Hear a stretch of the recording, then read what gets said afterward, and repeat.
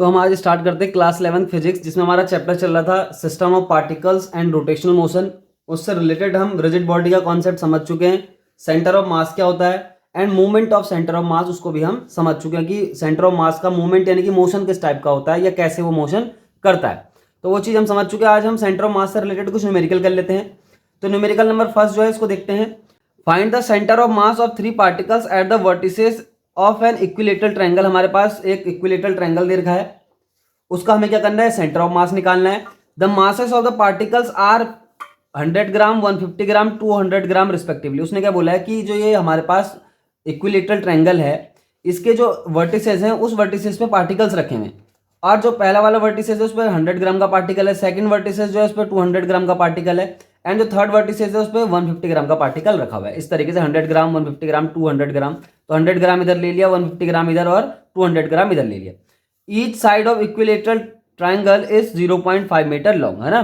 तो उसने क्या बोला है कि जो इक्विलेटरल हमारे पास ट्रायंगल है उसकी जो साइड है वो कितनी है, 0.5 मीटर लॉन्ग है, यानी कि एक हर साइड 0.5 मीटर की है। तो हमें इसी ट्रायंगल का क्या करना है, यानी कि जो ट्रायंगल है इसके वर्टिसेस में 3 पार्टिकल हैं, इन तीनों पार्टिकल का हमें सेंटर ऑफ मास निकालना है। तो उसके लिए हमें एक ट्रायंगल को क्या करना पड़ेगा, एक प्लेन में दिखाना पड़ेगा। तो उसके लिए हमने एक वर्टिसेस जो है ट्रायंगल का वो हमने ऑरिजिन पे कंसीडर कर लिया, और तो सेकंड वर्टिसेस यहाँ पे आ जाएगा, ये पॉइंट पे जो यहाँ से लेके यानी कि ओरिजिन से 0.5 मीटर अवे होगा। देखो सीधी सी बात है, इसकी हर एक साइड 0.5 मीटर की है, तो ओ से लेके ए तक की जो डिस्टेंस होगी वो भी 0.5 मीटर होगी।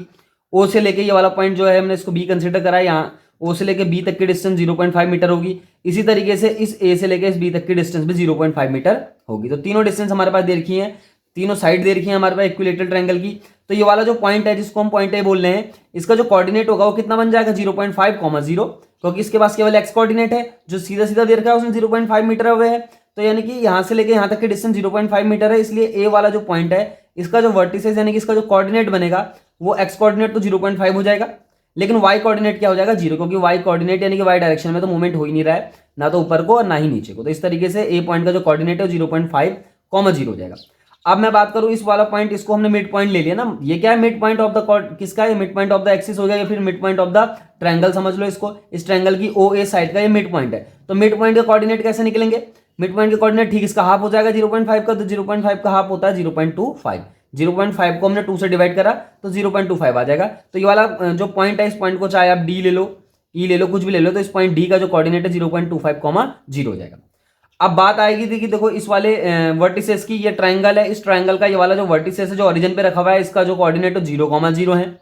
ये वाला जो वर्टिसेस है ए वर्टिसेस, इसके कोऑर्डिनेट भी मिल गए 0.5, 0।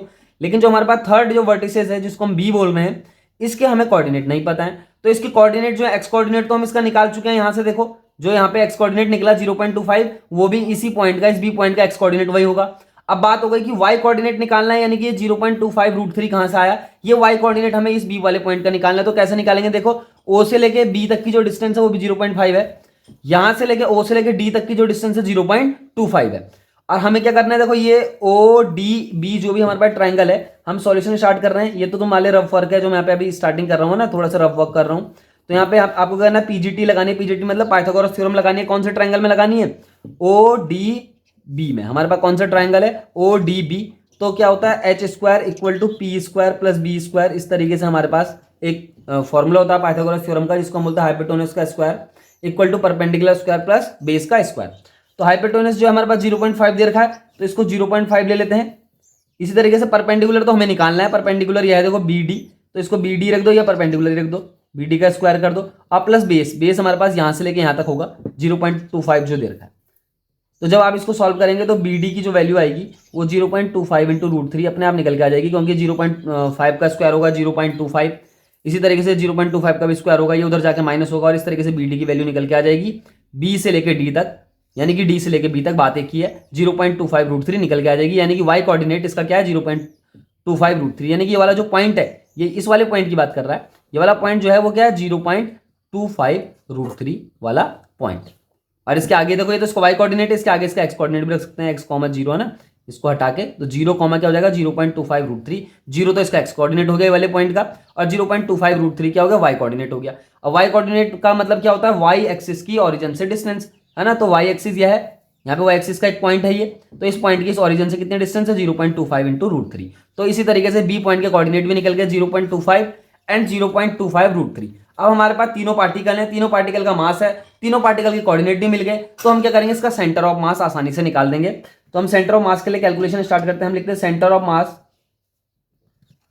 Of mass of such particles.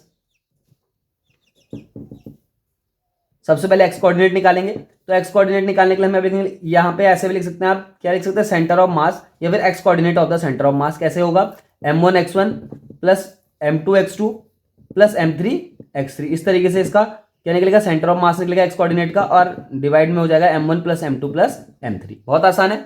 अब क्या करना है, देखो m1 की वैल्यू रखनी है जो हमारे पास 100 ग्राम दे रखा है, और x1 यानी कि इस वाले जो यहाँ पे ये पार्टिकल है जिसका मास 100 ग्राम है उसका कोऑर्डिनेट क्या एक्स कोऑर्डिनेट, तो एक्स कोऑर्डिनेट ये ओरिजिन की बात कर रहा तो 0 एक्स कोऑर्डिनेट इसका, प्लस इसी तरीके से m2 जो है वो 150 ग्राम हो गया, मल्टीप्लाई करना है इसके एक्स कोऑर्डिनेट से, तो इस ए पॉइंट का एक्स कोऑर्डिनेट क्या 0.5 है, तो 0.5 से मल्टीप्लाई करेंगे, प्लस इसी तरीके से m3 रखेंगे, m3 जो है 200 ग्राम है, इंटू इसका x3 कोऑर्डिनेट m3 का, तो x3 कोऑर्डिनेट कितना दे रखा है इसका 0.25 दे रखा है, तो ये अपॉन में, अब अपॉन में क्या हो जाएगा mass first, mass second and mass third, तीनों मास को ऐड कर देंगे और इसको मल्टीप्लाई करेंगे, उसके बाद आसानी से डिवाइड करेंगे तो आपका आंसर इजीली निकल के आ जाएगा।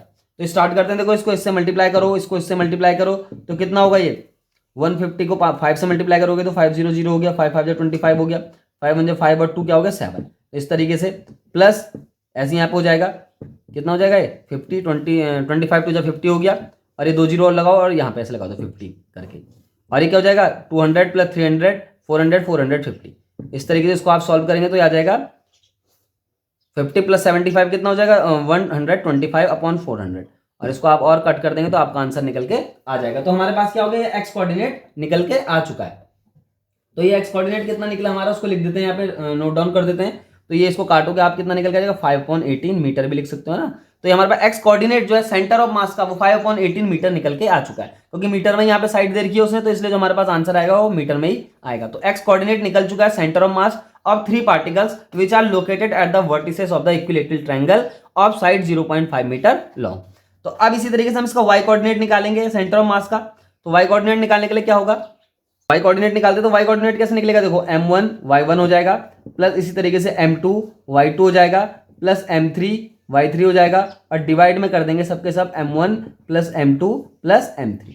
तो स्टार्ट करते हैं, m1 की वैल्यू रखते हैं 100 हो जाएगी, y1 तो 0 है क्योंकि ओरिजिन पे ही है। अब m2 रखते हैं यहाँ पे, ये 150 ग्राम है, इंटू y2 0 है फिर से देखो, प्लस m3 की वैल्यू रखी हमने 200, इंटू y3 की वैल्यू कितनी है ये 0.25 इंटू रूट 3, 0.25 इंटू रूट 3, और डिवाइड में इसको हम कर देंगे m1 plus m2 plus m3, और इस सबको जैसे आप सॉल्व करेंगे तो आपका आंसर निकल के आ जाएगा 1/3 रूट 3, क्योंकि इसका रेशनलाइजेशन कर देंगे जो भी होगा तो उस तरीके से हमारा आंसर निकल के आ जाएगा y equal to 1/3 root 3 metre. तो हमारे पास एक्स कोऑर्डिनेट भी निकल के आ गया, वाई कोऑर्डिनेट भी निकल के आ गया सेंटर ऑफ मास का। तो ये सेंटर ऑफ मास है, या फिर आप ऐसे लिख सकते हैं, देखो अगर आपको पूछा है coordinate of the centre of mass तो आप ऐसे लिखेंगे कोऑर्डिनेट ऑफ CM यानी कि centre of mass is equal to कैसे होगा, पहले एक्स कोऑर्डिनेट रख देंगे और फिर कॉमा में रख देंगे वाई कोऑर्डिनेट 1/3 रूट 3। तो हमारे पास इस तरीके से सेंटर ऑफ मास के कोऑर्डिनेट निकल के आ गए, या फिर ऐसा आप कह सकते हैं कि centre of mass in 3 particle का जो इक्विलेटरल ट्रायंगल के वर्टिसेस पे सिचुएटेड थे उनका हमने क्या निकाल दिया, सेंटर ऑफ मास हम निकाल चुके हैं। अब हमारे पास क्वेश्चन नंबर 2 है सेंटर ऑफ मास से रिलेटेड, इसको भी कर लेते हैं सॉल्व। तो क्वेश्चन नंबर 2 को ध्यान से देखते हैं, क्वेश्चन नंबर 2 क्या है और इसका भी सॉल्यूशन हम आसानी से कर लेंगे। तो क्वेश्चन नंबर 2 है हमारे पास, find the centre of mass of a uniform l shaped lamina a thin plate with dimension as shown. उसने बोला हमारे पास सेंटर ऑफ मास निकालना है, एल शेप्ड हमारे पास लेमिना है यानी कि थिन प्लेट है समझो, विद डायमेंशन एज शोन, हमारे पास फिगर भी दे रखा है। The mass of the lamina is 3 kg। हमारे पास एल शेप लेमिना है, देखो लेमिना क्या है, देखो ये है लेमिना एल शेप, इस तरीके से ये जहां पे ये डार्क लाइन है ये पूरा एल शेप क्या है लेमिना दे रखा है। अब ये जो है इस पे 3 स्क्वायर है, देखो स्क्वायर नंबर, ये इसको स्क्वायर नंबर फर्स्ट मान लो, ये स्क्वायर नंबर सेकंड है, ये स्क्वायर नंबर थर्ड है। The mass of lamina is 3 kg यानी कि जो होल मास है तीनों स्क्वायर का, इस स्क्वायर का भी, इस स्क्वायर का भी और इस स्क्वायर का भी, तीनों स्क्वायर का जो मास है वो कितना है 3 kg, यानी कि तीनों का जोड़ के जो मास है वो 3 kg का है। और तीनों स्क्वायर जो है देखो, तीनों स्क्वायर हैं, तीनों बराबर साइड के हैं। कैसे, देखो यहां से ए, पहले तो इसका एक पॉइंट मान लो ओरिजिन पे है ना, पहले हम क्या करेंगे इसका एक पॉइंट ओरिजिन में मान लेंगे। देखो हमारे पास ये जो फिगर है, ये फिगर पहले से हमारे पास गिवन दे रखा है, तो इस फिगर के अकॉर्डिंग हमें क्या करना है, इस क्वेश्चन का सॉल्यूशन करना है। तो स्टार्ट करते हैं, देखो मान, ये देखो ये ओरिजिन हो गया, यहाँ से यहाँ पे ये 1 हो गया, यहाँ पे से यहाँ तक ये 2 है, इसी तरीके से यहाँ पे यहाँ तक ये 1 है और यहाँ से यहाँ तक ये 2 है। तो हमारे पास जो है इस वाले पॉइंट के कोऑर्डिनेट, इस वाले पॉइंट के कोऑर्डिनेट और ये जो ये वाला पॉइंट है, सबके कोऑर्डिनेट हमें चाहिए होंगे। सबसे पहले हम इस ए पॉइंट के कोऑर्डिनेट की बात करेंगे, तो यहाँ से यहाँ तक की डिस्टेंस 2 है, तो 2,0 इस ए पॉइंट का कोऑर्डिनेट हो जाएगा। इसी तरीके से बी पॉइंट का कोऑर्डिनेट अगर आप निकालेंगे तो यहाँ से यहाँ तक एक्स कोऑर्डिनेट तो 2 है, तो 2 ही रहेगा एक्स कोऑर्डिनेट। लेकिन वाई कोऑर्डिनेट की बात करेंगे तो वाई कोऑर्डिनेट यहाँ से यहाँ तक है, तो यहाँ से यहाँ तक आप देखेंगे कितना है 1, यानी कि वाला पॉइंट 1 है, तो यहाँ पे 1 लिख देंगे। तो ये जो बी वाला पॉइंट है इसका जो कोऑर्डिनेट हो जाएगा वो 2,1 हो जाएगा। इसी तरीके से जो डी वाला पॉइंट है, इस डी वाला पॉइंट का कोऑर्डिनेट निकालेंगे आप, एक्स कोऑर्डिनेट देखेंगे यहाँ से यहाँ तक 1 है और वाई कोऑर्डिनेट देखेंगे यहाँ से यहाँ तक ये भी 1 है, तो 1,1 डी पॉइंट का कोऑर्डिनेट हो जाएगा। इसी तरीके से ई पॉइंट का भी कोऑर्डिनेट 1,2 हो जाएगा और एफ पॉइंट का जो कोऑर्डिनेट होगा 0,2 हो जाएगा। तो हमारे पास सारे कोऑर्डिनेट निकल के आ चुके हैं। हमें क्या करना है, इस ये जो एल शेप लैमिना हमारे पास दिया हुआ है, यानी कि जो थिन प्लेट हमारे पास दी हुई है, इसका हमें सेंटर ऑफ मास निकाल के लाना है। पहले तो एक चीज ध्यान रखनी है आपको, जो होल मास जो है इसका वो 3 kg दे रखा है, यानी कि ईच स्क्वायर का जो मास होगा वो कितना हो जाएगा 1 kg हो जाएगा। तो सॉल्यूशन स्टार्ट करते हैं। इसका सॉल्यूशन में क्या होगा, पहले हम लिखेंगे बिकॉज या फिर सिंस लिखेंगे, since total mass of the lamina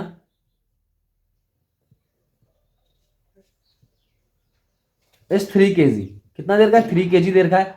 लिखेंगे therefore the mass of each lamina या फिर mass of each square, square लिख दो, मास ऑफ ईच स्क्वायर होगा, मास ऑफ क्या, mass of each square 1 kg। तो इस वाले जो ये वाला स्क्वायर है इसका मास भी 1 kg है, ये वाला जो स्क्वायर है इसका मास भी 1 kg है और ये वाला जो स्क्वायर है इसका मास भी 1 kg। और ध्यान रखना सबकी साइड जो है बिल्कुल बराबर है। अब हमें क्या करना है, इस एल शेप जो हमारे पास लैमिना इसका सेंटर ऑफ मास निकालना है। तो सबसे पहले हम क्या करेंगे, पहले स्क्वायर का सेंटर ऑफ मास निकालेंगे, सेकंड स्क्वायर का भी सेंटर ऑफ मास निकालेंगे, थर्ड स्क्वायर का भी सेंटर ऑफ मास निकालेंगे। जब तीनों स्क्वायर का हमारे पास सेंटर ऑफ मास आ जाएगा, देखो मान लो हमारे पास ये फर्स्ट स्क्वायर है ये वाला ना, तो इस स्क्वायर का आप सेंटर ऑफ मास निकालेंगे तो ये C1 निकल के आएगा, इसका सेंटर पे आएगा सेंटर ऑफ मास, क्योंकि स्क्वायर है इसकी सारी साइडें बराबर है, तो इसका जो सेंटर ऑफ मास होगा क्या होगा, इसका ज्योमेट्रिकल सेंटर पे होगा। तो ज्योमेट्रिकल सेंटर कहां पे है, इसका सेंटर पे होगा। स्क्वायर का ज्योमेट्रिकल सेंटर कहां होता है, सेंटर पे होता है। जैसे एक हमारे पास स्फीयर है, मान लो यूनिफॉर्म स्फीयर है, अगर आप उसका सेंटर ढूंढेंगे, सेंटर ऑफ मास ढूंढेंगे, तो उसका ज्योमेट्रिकल सेंटर पे ही उसका सेंटर ऑफ मास मिलेगा, क्योंकि वो यूनिफॉर्म है। इसी तरीके से स्क्वायर भी क्या होता है, यूनिफॉर्म होता है, तो उसका सेंटर ऑफ मास जो होगा उसका ज्योमेट्रिक सेंटर पे होगा, यानी कि इसका ज्योमेट्रिक सेंटर कहां पे होगा, बीच, जहां पे इसके दोनों के दोनों जो डायगोनल होंगे वो क्या करेंगे, कट करेंगे, वहीं पे सेंटर ऑफ मास निकल के आ जाएगा। तो पहले स्क्वायर का सेंटर ऑफ मास मान लो C1 है, इसी तरीके से सेकंड स्क्वायर का सेंटर ऑफ मास C2 है और इसी तरीके से थर्ड वाला जो स्क्वायर है उसका सेंटर ऑफ मास क्या है, C3 है। तो तीन स्क्वायर का अलग अलग हम सेंटर ऑफ मास निकालेंगे, C1 C2 C3। उसके बाद इन हमें क्या करना है, इस एल शेप जो लैमिना है इसका टोटल का सेंटर ऑफ मास निकालना है। तो हमारे पास जो तीन कोऑर्डिनेट आएंगे C1 C2 C3, इन तीनों कोऑर्डिनेट को लेके हम क्या करेंगे, एक सेंटर ऑफ मास और निकाल देंगे, जिसको हम इस लैमिना का क्या कहेंगे, सेंटर ऑफ मास कहेंगे। कैसे, देखो सबसे पहले हम C1 पॉइंट के कोऑर्डिनेट निकालते हैं। देखो C1 क्या हो गया भाई, C1 को ऐसा आप लिख सकते हैं, centre of mass of square first, है ना, ये स्क्वायर फर्स्ट का क्या सेंटर ऑफ मास है। कैसे निकल के आएगा भाई, देखो इसके डायगोनल जो होंगे, डायगोनल को हाफ करना है। देखो ये वाला पॉइंट जो है ये 0,0 है और ये 1,1 है, तो 0 + 1 कर दो, 0 + 1/2 कर दो और y कोऑर्डिनेट में भी 0 + 1/2 कर दो। तो जो हमारे पास फर्स्ट स्क्वायर है उसका जो सेंटर ऑफ मास है 1/2 निकल के आ जाएगा, यानी कि C1 पॉइंट के कोऑर्डिनेट है, ये ध्यान रखना है। अगर आप C2 पॉइंट के कोऑर्डिनेट निकालेंगे, C2 पॉइंट क्या है, centre of mass of the square second, तो इसका अगर हम कोऑर्डिनेट निकालेंगे तो देखो इस वाले पॉइंट के कोऑर्डिनेट ध्यान रखने, पहले इस वाले पॉइंट का कोऑर्डिनेट क्या हो जाएगा, इस वाले पॉइंट के कोऑर्डिनेट आपको साफ साफ दिख रहे होंगे, 1,0 होगा। तो 1 + 2, क्योंकि एक्स कोऑर्डिनेट ऐड करना है, 1 + 2/2 कॉमा इस तरीके से 0 + 1/2। तो हमारे पास जो C1 C2 पॉइंट है उसके भी कोऑर्डिनेट निकल के आ जाएंगे, सेंटर ऑफ मास निकल जाएगा सेकंड स्क्वायर का भी। इसी तरीके से आप थर्ड स्क्वायर का सेंटर ऑफ मास निकालेंगे, तो ये 1 है, इसको 0,2 कर दो, तो आप जब जैसे स्क्वायर करेंगे 1/2 और 3/2, यानी कि हमारे पास जो तीनों स्क्वायर हैं उनके सेंटर ऑफ मास आ चुके हैं, C1 C2 एंड C3। और तीनों स्क्वायर का जो मास मैंने बोला वो क्या है, 1 kg का, क्योंकि टोटल जो लैमिना है हमारे पास उसका मास 3 kg है, इसलिए तीनों जो स्क्वायर हैं सेपरेट उनका सबका मास 1 kg एंड 1 kg ही होगा। अब इनका हमें सेंटर ऑफ मास निकालना है, तो सेंटर ऑफ मास निकालने के लिए हम क्या करेंगे भाई, इस एल शेप लैमिना का पहले एक्स कोऑर्डिनेट लिखेंगे, हम लिखेंगे the x coordinate of centre of mass of L shape lamina, है ना। तो हमारे पास एल शेप लैमिना या फिर थिन प्लेट कह सकते हैं इसे, इसका हमें एक्स कोऑर्डिनेट निकालना है सबसे पहले। तो एक्स कोऑर्डिनेट बराबर क्या हो जाएगा, सीधी सी बात है, m1 x1 हो जाएगा, m2 x2 हो जाएगा और m3 x3 हो जाएगा, और डिवाइड में जो हो जाएगा वो हो जाएगा m1 + m2 + m3। अब m1 क्या है भाई, m1 तो 1 kg, क्योंकि ईच स्क्वायर का मास दे रखा है 1 kg, तो m1 1 kg है। x1 की बात करेंगे आप, तो x1 जो है C1 पॉइंट का कोऑर्डिनेट x कोऑर्डिनेट होगी, C1 पॉइंट का x कोऑर्डिनेट 1/2 प्लस M2 की जगह 1 आ जाएगा फिर से, और x2 जो है वो C2 पॉइंट का x कोऑर्डिनेट 3/2 प्लस फिर M3 की जगह 1 आ जाएगा, और ये x3 क्या है, ये C3 पॉइंट का x कोऑर्डिनेट 1/2, और डिवाइड में हम कर देंगे 1 + 1 और प्लस का 1, क्योंकि तीनों जो स्क्वायर उनका मास ये है, तो हमारे पास जो आंसर निकल के आ जाएगा वो सिंपल सा हमारे पास आंसर निकल के आ जाएगा, जिसको हम बोलेंगे 5/6 मीटर। तो हमारे पास एक्स कोऑर्डिनेट निकल गया, किसका, सेंटर ऑफ मास का, किसका, L shape lamina, total L shape जो लेमिना है उसका सेंटर ऑफ मास का एक्स कोऑर्डिनेट हम निकाल चुके हैं 5/6 मीटर। अब बात करते हैं वाई कोऑर्डिनेट की, तो वाई कोऑर्डिनेट भी इसी तरीके से निकल जाएगा सेंटर ऑफ मास का, उसको बोलेंगे m1y1 plus m2y2 plus m3y3 divided by m1 plus m2 और प्लस m3। जब आप इसको सारी वैल्यू रखेंगे तो ये भी 5/6 मीटर निकल के आ जाएगा अपने आप। तो हमारे पास जो हम लिखेंगे सेंटर ऑफ मास का लोकेशन या फिर coordinate of the centre of मास आप लिखेंगे 5/6 मीटर, 5/6 मीटर, 5/6, 5/6, इस तरीके से सेंटर ऑफ मास इस एल शेप लेमिना का निकल के आ चुका है। तो हमने क्या करा भाई, इसको 3 स्क्वायर में डिवाइड करा, 3 स्क्वायर के पहले सेंटर ऑफ मास देखे जो उनके ज्योमेट्रिकल सेंटर पे थे, और उन्हीं के हिसाब से हमने क्या करा, सेंटर ऑफ मास इस एल शेप लेमिना का हम निकाल चुके हैं। तो हमारे पास ये दूसरा क्वेश्चन था, इसको भी ध्यान रखना है, अच्छा इंपॉर्टेंट क्वेश्चन है ये भी। हमारे पास ये क्वेश्चन नंबर 3 है, इसको भी देखते हैं। Give the location of the centre of mass of a sphere, cylinder, ring and cube each of uniform mass density.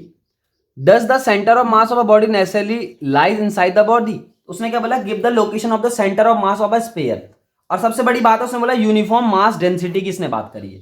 तो देखो सिलेंडर जो है, स्फीयर जो है ये, और क्यूब जो है, ये तीन चीजें जो यहाँ पे हैं, सिलेंडर, स्फीयर एंड क्यूब, ये तीनों चीजें जो है ये क्या है यहाँ पे भाई, ये 3D, एक तो 3D हो गई और दूसरी चीज क्या है, इनकी यूनिफॉर्म मास डेंसिटी है।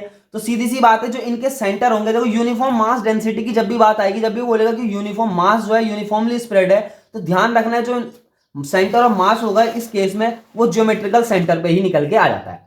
तो स्फीयर का जो सेंटर होगा वहीं पे क्या होगा, इसका सेंटर ऑफ मास होगा। इसी तरीके से सिलेंडर का भी जो सेंटर निकलेगा, जो ज्योमेट्रिक सेंटर निकलेगा, वहीं पे सेंटर ऑफ मास इस सिलेंडर का भी निकल जाएगा। क्यूब का भी जहां पे क्या होगा, ज्योमेट्रिक सेंटर होगा, वहीं पे क्या होगा, सेंटर ऑफ मास निकल के आ जाएगा। बात होगी रिंग की। अब रिंग जो है एक क्या होती है भाई, रिंग कुछ इस तरीके की होती है, देखो एक 2D ज्योमेट्री होती है रिंग, है ना, रिंग को हम बोल सकते हैं 2D ज्योमेट्री होती है। अब बीच में पूरा खोखला होता है रिंग, है ना। तो कुछ चीजें ऐसी होती है जिनका सेंटर ऑफ मास जरूरी नहीं है कि बॉडी के अंदर ही लाई करे, बॉडी के बाहर भी लाई कर सकता है। जैसे ये रिंग के केस में देखो, रिंग के केस में क्या होगा भाई, रिंग के केस में जो सेंटर ऑफ मास होगा ठीक इसके बीचों बीच यहाँ पे होगा, और जबकि हमें अच्छे से पता है जो मास जो इसका क्या है डिस्ट्रीब्यूटेड है, वो रिंग के आउटर सरफेस पे यानी कि सर्कमफ्रेंस पे डिस्ट्रीब्यूटेड होता है। लेकिन फिर भी जो सेंटर ऑफ मास है वो कहां पे निकल के आएगा, इसका आउटसाइड द बॉडी यानी कि बीच में निकल के आ जाएगा, जहां पे इसका क्या होगा, ज्योमेट्रिक सेंटर होगा इस रिंग का, एक सर्कल की तरह है। इस सर्कल का जहां पे ज्योमेट्रिक सेंटर होगा वहीं पर इस रिंग का क्या होगा, सेंटर ऑफ मास निकल के आ जाएगा। तो ये जरूरी नहीं होता कि हमेशा जो सेंटर ऑफ मास हो बॉडी पे ही लाई करे, बॉडी के बाहर भी वो लाई कर सकता है। इस चीज का भी आपको यहाँ पे ध्यान रखना है। तो ये सिंपल सा क्वेश्चन है, इसको ऐसे ही आपको ध्यान रखना है। अब हम एक क्वेश्चन और कर लेते हैं, लास्ट क्वेश्चन कर लेते हैं आज का सेंटर ऑफ मास का रिलेटेड। देखो सेंटर ऑफ मास का रिलेटेड हमने जो न्यूमेरिकल सीखे ये बहुत इंपॉर्टेंट है, तो एक न्यूमेरिकल और कर लेते हैं इससे रिलेटेड। क्या लिखा हुआ है, in the HCl molecule the separation between the nuclei of 2 atoms is about 1.27 angstrom. हमारे पास जो HCl मॉलिक्यूल की बात कर रहा, उस HCl मॉलिक्यूल के जो 2 एटम है उनके बीच की डिस्टेंस देखिए 1.27 एंगस्ट्रॉम। क्वेश्चन क्या है, find the approximate location of the centre of mass of the molecule. हमें क्या करना है भाई, लोकेशन निकालनी है सेंटर ऑफ मास की। कहने का मतलब हमें सेंटर ऑफ मास ही यहाँ पे क्या करना है, कैलकुलेट करना है। Given that the chlorine about, क्या लिखा, chlorine atom is about 35.5 as massive as a hydrogen. उसने बोला जो क्लोरीन जो एटम है हमारे पास वो हाइड्रोजन की रिस्पेक्ट में 35.5 टाइम्स क्या है, मैसिव है, यानी कि ज्यादा मास है उसका, 35.5 टाइम्स ज्यादा मास है हाइड्रोजन के रिस्पेक्ट में, किसका, क्लोरीन का। And nearly all the mass of an atom is concentrated in its nucleus. ये तो हमेशा ध्यान रखना है, ये तो हमें पता भी है कि जो मास होता है हमेशा क्या होता है, न्यूक्लियस पे ही कंसंट्रेट होता है। उसी के हिसाब से हमें क्या करना है, यहाँ पे कैलकुलेट करना है centre of mass of the HCl molecule. तो मैंने एक यहाँ पे फिगर बना रखा है, इस फिगर का ध्यान देखो H को जो है हाइड्रोजन को हम ओरिजिन पे मान लेंगे, और जो Cl की बात करें, क्लोरीन की बात करें, तो क्लोरीन जो है एक्स एक्सिस पे कितनी दूर होगा भाई, 1.27 एंगस्ट्रॉम दूर होगा, यानी कि जो उसके बीच की डिस्टेंस होगी H और Cl के बीच की डिस्टेंस हो 1.27 एंगस्ट्रॉम है।